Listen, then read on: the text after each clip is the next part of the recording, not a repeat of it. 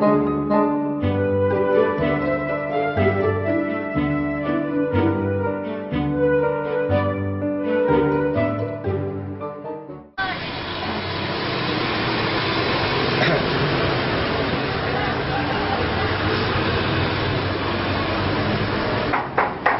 Ibarra?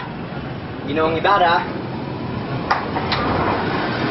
Magandang gabi, Ginoo. Magandang gabi rin.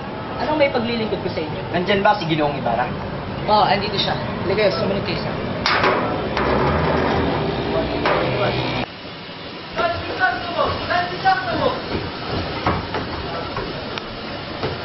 Ano yun? Maaari mo ba kayong maistorbo? Sige, Ginoo.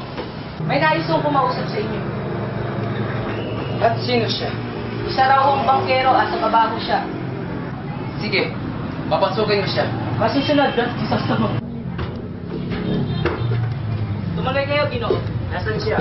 Nandito siya sa kanyang tanggapan. Si Don Crisostomo ay nasa loob. Maraming salamat. Ginoong Ibarra? Oh, ikaw pala. Malaki ang utang na loob ko sa'yo, Ginoo. Halika't maupo. Maraming salamat.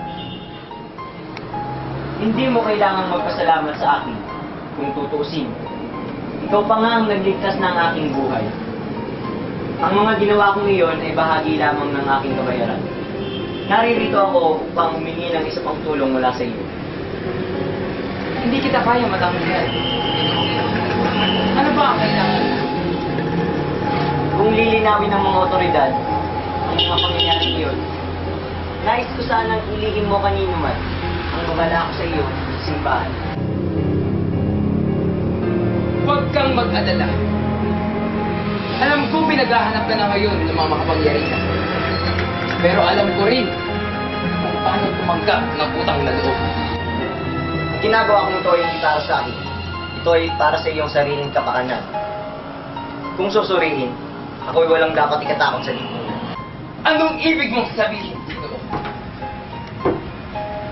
Para sa kaligtasan niyo, kailangan malaman ng inyong mga kalaban na kayo ay may tiwala sa lahat at walang iniingatan.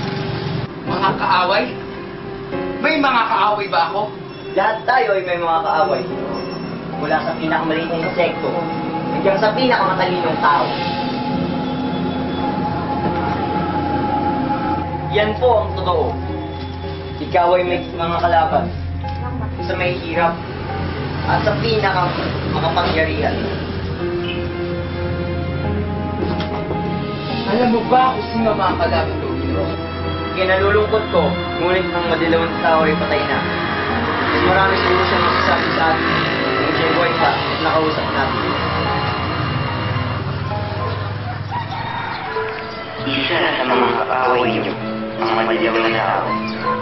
Kagabi, nasundan ko siya at narinig ang sabi niya sa isang kabatas. Bukas, sabi niya, mapapatunayan ko sa inyong hindi ako kakain sa isang tulad ng kanyang ama. Sa palagay ko, may kinalaman ang masumbalang madilaw na tao.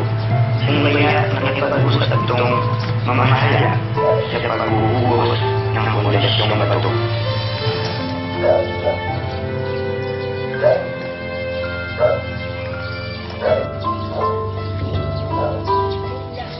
Matugis yung Ibarra na yan. Kaya na alam mo yung gawin eh. Kain ang ating impunan. Magandang gabi mga pagkakas. Ikaw pala. Bukas matitiyak ko. Hindi ako magiging makain sa isang tulad ng kanyang ama. Mukha yata maganda yung gagawin mo. Di ba makasama? Oo, tama yun. Tama. Matitiyak ko. Bukas mangyayari. Tingnan natin kung magagawa natin kasama. Inusgahan siya ng Diyos at ang ipinahiram na buhay ay binawi niya. Naniniwala ka ba sa milagro? Sinasabi nilang ako'y nakaligtas dahil sa milagro. Higit akong naniniwala sa Panginoon kaysa sa milagro na sabi-sabi ng mga tao. Natitiyak ko na ikaw ay madudurog sa uka ng bato, kaya sinunggaban ko agad ang madilaw na lalaki. At dahil sa malalakas ang aking mga braso, Ang batong dapat nakikitil sa iyong buhay ang siyang kumitil sa kanya. Huwag mong sabihin, ikaw! Ikaw ang nagtulak sa kanya! Ginusto niya tumakas! Hindi ako ang gustong pumatay sa kanya! Ginusto ng Panginoon na pagdusaan niya ang mga masasama niyang plano sa iba. Sino ka? Nakakasiguro ako na nanggaling ka sa aral na angkan. Panginoon lang ang pinaniniwalaan ko! At wala na akong tiwala sa mga tao! Hindi ka dapat mawalan ng tiwala sa tao. Ang tao ay kailangang husgahan ang kanyang kapwa. Naiintindihan mo na ba ang lahat? Hindi na ako magtatagal doon, Ibarra. Alam kong ikaw ay marami pang lakad na importante. Maraming salamat sa oras. Pakatandaan mo lamang ang aking utulan. Hanggang sa muli ito. Hanggang sa muli, Don Crisostomo. Sandali! Kailan kita ulit makikita? Kung kailan ako inyong kailangan, kung kailan makakatulong ako sa inyo. Paalam na. Maraming salamat.